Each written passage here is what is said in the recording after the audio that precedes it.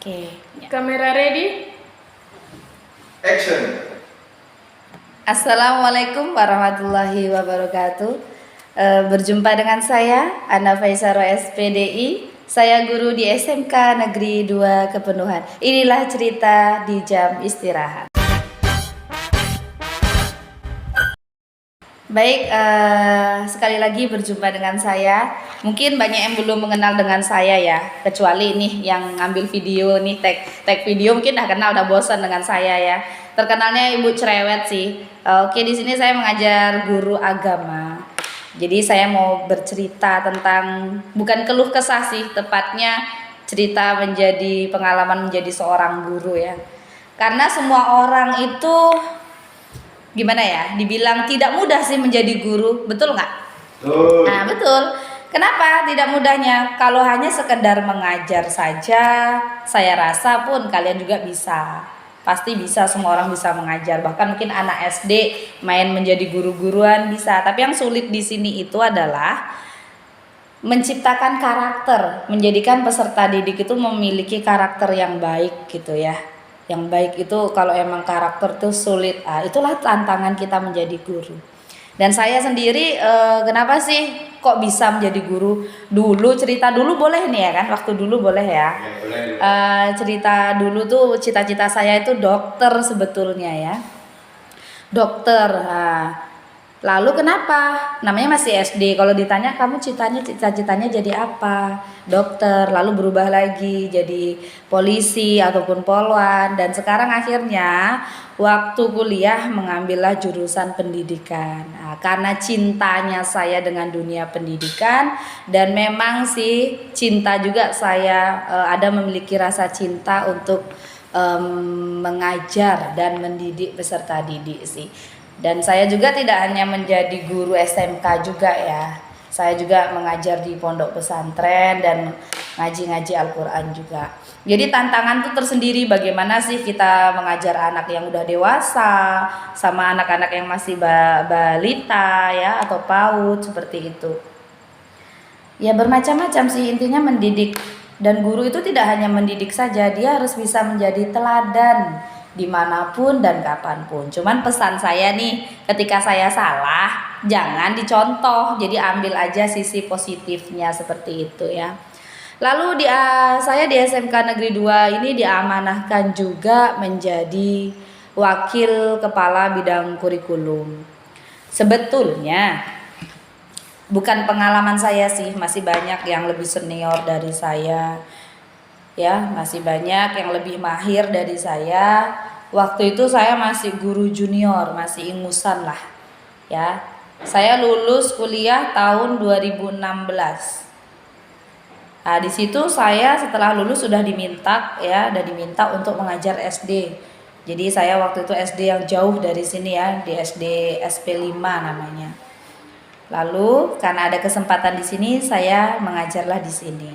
Tidak lama dari itu, jelang 1 semester, saya diangkat dan dijadikan menjadi kurikulum. Itu menjadi tantangan tersendiri bagi saya. Karena kenapa? Saya masih guru junior, tidak mengetahui apa-apa, bahkan menjadi guru tuh baru gitu ya kan. Memang ada rasa cinta karena waktu kuliah kan memang ditanamkan bagaimana sih kita menghadapi karakter siswa. Itu sudah timbullah rasa cinta saya karena suka dengan anak-anak, karena suka mengajar seperti itu. Waktu ditunjuk menjadi kurikulum, menolak sih sebetulnya, sempat menangis juga ya. Tapi ya gimana ya, menangis pun namanya amanah, kalau sudah diamanahi lanjutkan saja seperti itu ya. Setelah itu saya nikmati menjadi kurikulum. Memang berat. Kita kecil, kita muda, tapi di situ dituakan. Dalam artian kita menjadi contoh, tolak ukur guru-guru yang lain. Ya enggak? Kan berkata kita mudah nih, jadi orang muda, tapi kita menjadi apa ya ibarat katanya, contoh lah gitu ya. Nanti kalau ada pelatihan ini, setidaknya kita harus lebih paham daripada guru-guru yang lain, karena kita itu nanti kedepannya akan mengajari guru-guru hebat yang lainnya. Seperti itu, lebih selangkah lebih maju daripada yang lain, seperti itu. Waktu itu beban bahkan hampir sedikit mengeluh lah, bukan sedikit sih, banyak mengeluhnya, nggak sanggup lah atau apalah. Ya seiring berjalannya waktu saya nikmati, ya kan, enjoy, hobi aja, lama-lama suka aja, cinta dengan kurikulum. Alhamdulillah bertahan sampai sekarang 2023. Ya itu banyak pengalaman sekali, ya banyak pengalaman, bahkan kita bertemu dengan orang hebat, ya bertemu dengan relasi yang lebih daripada kita, jadi banyak ilmu pengetahuannya. Jadi pesan saya nih, ketika kita diberikan amanah yang memang kita belum pernah dan belum tahu ke depannya seperti apa, ambil aja lah dulu, resikonya belakangan, ya kan, ambil aja dulu. Ya masalah mampu enggaknya seiring berjalan pasti mampu, karena saya udah mengalami gitu. Bukan kita menyombongkan diri, tapi dengan belajar itu kita akan tahu gitu, akan enjoy, akan menyukainya.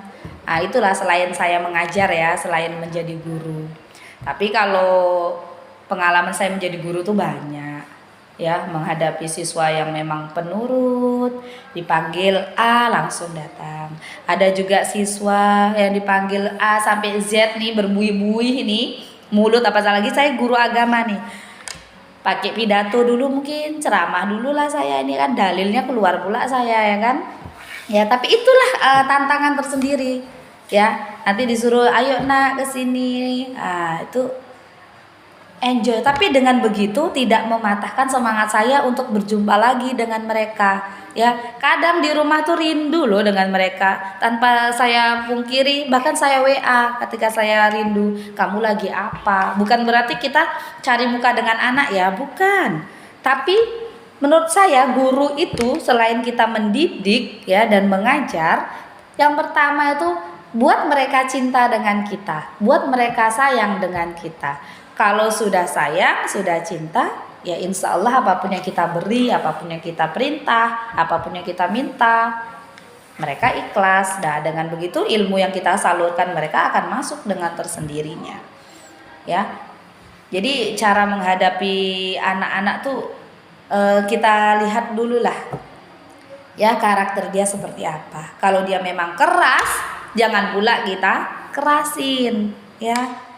Sedikitlah kita itu mengabdi sama anak, bukan babu ya, tapi berkata mengabdi sedikitlah ke anak, ya bukan berarti di luar batas, tetap ada aturan-aturannya. Jadi kalau menurut saya pengalaman jadi guru tuh banyak sekali lah. Bahkan kadang mengajar tuh masih salah juga di depan anak-anak, ya masih ada salahnya, masih ada groginya. Nggak mau mungkirin dong, guru juga manusia biasa, ya kan. Tapi dengan kesalahan itu ya sama-sama kita perbaiki. Itu sih pengalaman cerita saya jadi guru tuh. Bahkan ada anak yang memang butuh sekali perhatian, butuh sekali kasih sayang. Mungkin di rumahnya, mungkin ya mohon maaf lah, mungkin sedikit ada masalah keluarga ya. Jadi di sekolah ini butuh perhatian. Nah, maka dari itu tugas kita guru ya, selain mengajar dan mendidik, kita perlu mengetahui latar belakang setiap siswa. Ya, si A ini bagaimana sih latar belakang sosialnya, si B dan seterusnya. Kita perlu mengetahui, tidak hanya cukup datang ke sekolah, duduk di kantor, mengajar dan keluar kelas, tidak sebatas itu saja. Tapi perlu kita juga mendekatkan diri kepada peserta didik. Ya, dengan itu sih kita akan enjoy. Jadi menjadi guru itu tidak semudah yang kita bayangkan, dan bukan profesi yang semua orang mampu menjalankannya. Seperti itu pengalaman saya banyak lagi sih, kalau diceritakan mungkin nggak selesai nih seminggu ini. Nanti yang nunggu capek pula, ya kan. Mau tambah lagi nggak? Boleh. Tapi kalau boleh tengok waktunya nggak. Mungkin itu dululah sesi pertama dari saya ya. Itu dulu saya rasa. Nanti kalau kurang panjang bisa nanti sewa saya lagi ya, biar manajernya mengatur waktu saya. Oke, cukup sekian sih cerita di jam istirahat ini ya. Nanti kalau kurang panjang kita bisa jumpa di sesi kedua. Oke, kurang lebihnya ketika ada kata yang salah, saya mohon maaf. Dan saya akhiri, wassalamualaikum warahmatullahi wabarakatuh. See you. 君がいる